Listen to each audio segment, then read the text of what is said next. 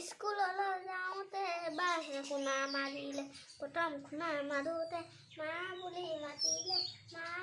মাতিলে দ্বিতীয় শুনা মাৰোঁতে দেউতা বুলি মাতিলে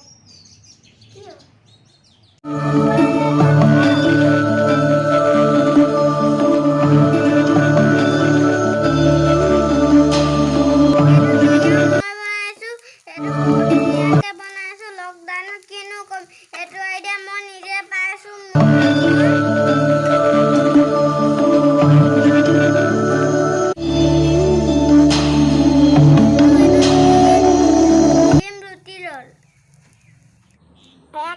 বহুত টেষ্টি হৈছে পৰিধান কৰি বাহিৰলৈ ওলাওঁতে